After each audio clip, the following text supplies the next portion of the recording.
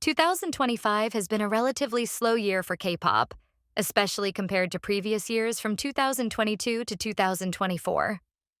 Probably because we're at the stage where the fifth-gen groups are still forming, fourth-gen groups are leaving their peaks. Most third-gen groups have either disbanded on hiatus or branched out as soloists. While some manage to still thrive, others become stagnant. We have rookies who own the spotlight right at their debut, old icons who re-peak, but we also witnessed some unfortunate downfalls, or even the invasion of some K-pop-adjacent groups. Let's go through the list and answer the questions of who really owns 2025, shall we? Now, before we begin, I want to add some heads up. The conversation we are having is not about who's more successful than who, but more about who really thrived their best in the year of 2025. The keyword here is not success, but momentum. Now let's go to the ranking. The first tier, soaring, these girls are having the best year of their careers or reaching new commercial peaks. And when I say peaks, I mean their own peaks, and how they soar so high this year. They earn a huge increase in the attention of the public, and it feels like K-pop this year just surrounds them.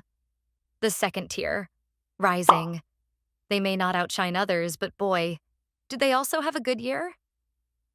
They stably and gradually rose step by step. The third tier, plateauing. They are experiencing a flat line and having not a bad year, but also not a good year either.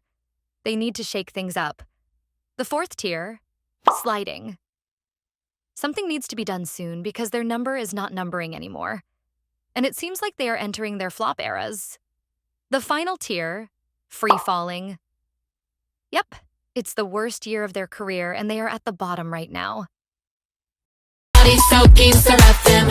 Bad bitch in between your teeth. Let's start with Les Seraphim.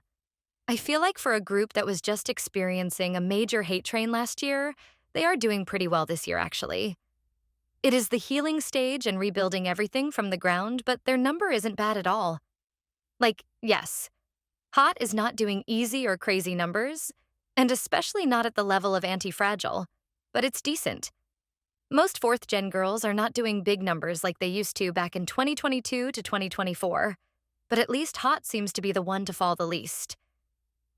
The recent Spaghetti also reached new debut peaks in streaming and international charting, but I don't think it really has longevity. Overall, this is the calm period they needed to recover and cool things down after all the mess from last year. But for now, they are in the second tier. I feel like next year will be their re-peak year. The same way it goes with aespa in 2024. If you get it, get it.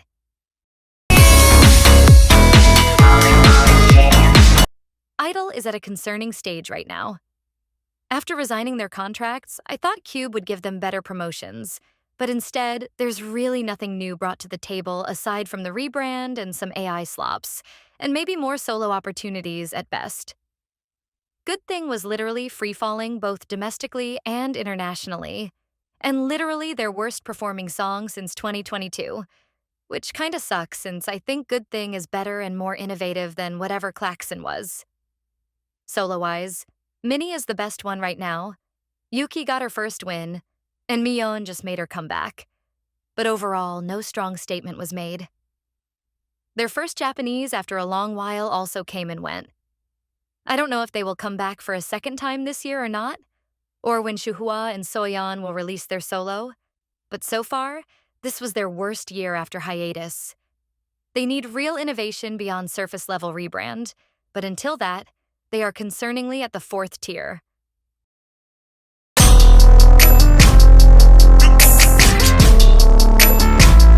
All Day Project are really living up to their debut song, Famous, aren't they? They are talked about in every space, especially with the success of the song reaching all kill, but mostly about controversies surrounding the members, Tarzan's blackfishing, Annie's nepotism, Youngseo debuting after leaving ILIT, and something about Wuchen being homophobic. They really create a lot of conversations for a rookie, but also a lot of success. The groups are featured in festivals, magazines, commercials, and a lot of A-list celebrity spaces. Yes, a lot of them can be attributed to Annie's family's money and connection. But it's so fascinating for me because we all know the industry is built on connections, right? But to see this chaeble's level of power manipulating the industry for the first time is so interesting. I still think the criticism towards them is mostly valid, of course. Overall, all-day project, while being controversial, is definitely one of the standout rising rookie this year. Now you be like, gang, gang, gang, gang, gang, gang. Cat's Eye is not K-pop, but K-pop-adjacent, so I'll still include them within this conversation. The blow-up of Cat's Eye for me has always been the long-awaited solution to the existing problems from both the Western industry and K-pop. The Western market has been yearning for a mainstream Western pop group from the drought after Fifth Harmony and One Direction. And international K-pop fans were also tired by the racism, cultural appropriation, and misrepresentation from K-pop groups. Cat's Eye is the magic glue that fills in the gap. They bring the phenomenal dance performance from K-pop, but also the cultural diversity that appeals to a lot of demographics globally. Gnarly is the hit that defies all expectations, but Gabriella is a real streaming monster. They were even competing and surpassing Blackpink at the moment, which is crazy. And the crazier thing is the fact that they are now a 2-time Grammy nominee. They make the competition in K-pop so much more interesting, because it is not just K-pop groups with each other anymore, but also with the variants that evolve from K-pop. Definitely a breakout star of this year, Cat's Eye is soaring high. You don't know how lucky you are. Next, we have the infamous Kiss of Life. We all know which tier they will be in, right? They single-handedly destroy their own career with that racist live stream. Their music is still good or even better than they were before with that groovy R&B sound. But it's so ironic for them to make good black music while mocking black people. And what's even sadder is the fact that a lot of their fan bases were black women. Thus, offending the core part of their fan bases literally costs them their whole career and loses all the momentum they have built last year. Their last comeback with Lips, Hips, Kiss witnessed a significant decline. And it will continue to fall with the next one, regardless of how good the music will be. They are in the bottom tier. Teeth bite first, real bad business, that's dirty work. Yeah. After their consecutive hits from last year, it's really hard for aespa to top it this year as the expectation is high. While Dirty Work and Rich Man perform decently, you can see their momentum is not rising anymore. The songs fell into the common trap of style over substance in K-pop and lost the unique charm that made aespa beloved. They're still one of the top groups currently, but influence-wise, they are stagnant this year, thus being in the 3rd tier. Blackpink in your area. So Blackpink's comeback is postponed again as expected. You really cannot expect anything more from YG. This year really shows how incompetent YG is in promoting the group, compared to how they thrive as soloists with their own companies. The girls really create their own paths and earn tangible success with many projects that they could never do under YG. They perform at festivals, at award shows, become actresses, collaborate with big names in the industry, and togetherly release more songs than the entire 8 years of their career as a group. So when they decided to come back as a group in the later half of this year, everyone was expecting more from them, but instead we got a rushed single with little promo. No comeback stage, AI slops, and a tour starting with only one new song. And now the full album is reportedly delayed until next year. YG is really that incompetent. Don't get me wrong, Blackpink is still famous, and Jump is still a streaming hit, but this year was not their peak as the group so far.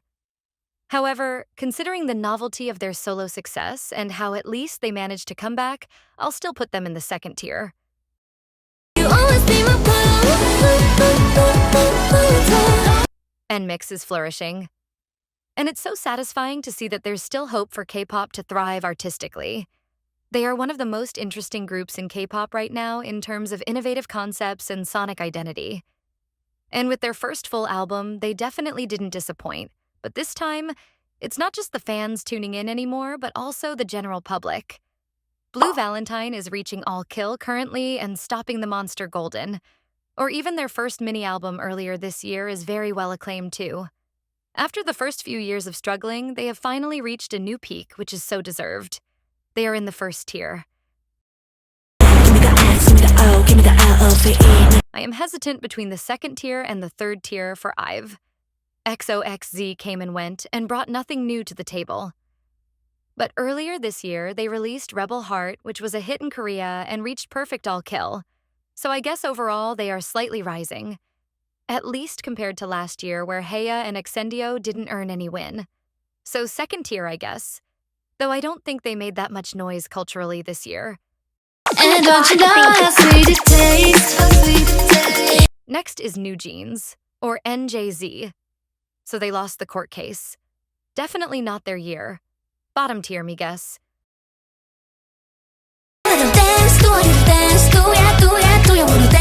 Lit needs an evolution, and I hope that the upcoming Not Cute Anymore will do that for them. Don't get me wrong. The current cute sound suits them well, and they manage to really own it to their identity. But I can also understand the criticism of how their repetitive hooks are becoming predictable. Their commercial success, while not bad, witnesses a plateau and not rises since their monster hit Magnetic. They are in the third tier. About to blow your mind. Baby Monster is slowly declining, but I don't think YG has realized that yet.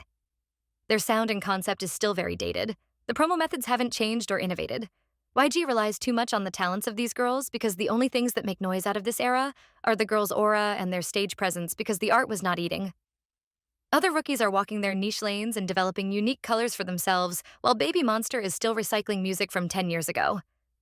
Blackpink is half free from YG's incompetence now, but Baby Monster will still have to suffer for the next 5 years.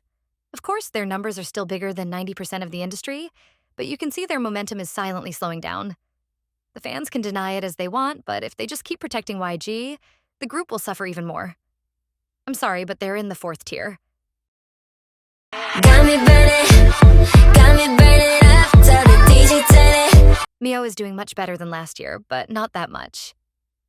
Hands Up creates a little bit of noise, but the other song, or Lately Burning Up, didn't make much. But at least they and the Black Label are really trying to promote and do something different creatively, unlike YG. Overall, they still need a proper hit to really thrive, but for now, they're in the third tier. Yeah, I cannot focus on anything but you, babe. Hearts to Hearts is giving slow burns here. Their debut might not wow everyone at the start, but just like every other SM girl group, they are playing the long game and slowly sharpening their artistic identity. They are building a strong fan base who really enjoy their sound first before serving the general public, and I think that's sustainable.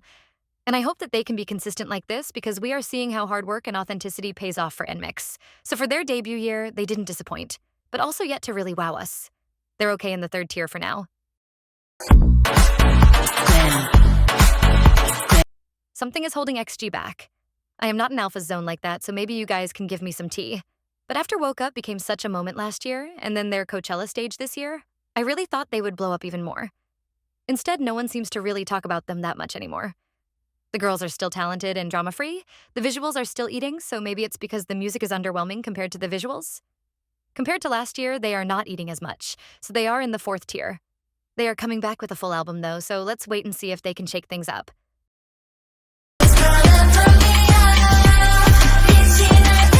People, especially international midsies, can sometimes be a bit too optimistic and say that ITZY can be back at their prime whenever a new era comes. But the thing is, ITZY's image is destroyed and rebuilt time and time again to a point where everyone cannot navigate who they are anymore. Climbing back to their peak or rebuilding their image will take more time than just one comeback. Girls Will Be Girls are the perfect example of how they will not be soon because JYP never learned from their mistake. They always give the girls such a great teaser or first single that hypes the era up. But then the title tracks or the remaining parts of the era always stray from the hype. We had Sneakers, which is the case that everyone has already written an endless number of video essays about. And then the Kill My Doubt era also started off really strong when Bet On Me authentically and vulnerably addresses the girls' struggles during the hate train, until all of that vanished away with 2 generic follow-up singles. The same thing happened with the trailer of Girls Will Be Girls. Everyone loved the sound and adored the artistic direction that they went with, only for the title track to flip everything up. Therefore, even with the latest tunnel vision, I would say that it will take a lot of time for them to recover. As for now, they are stuck in the third tier.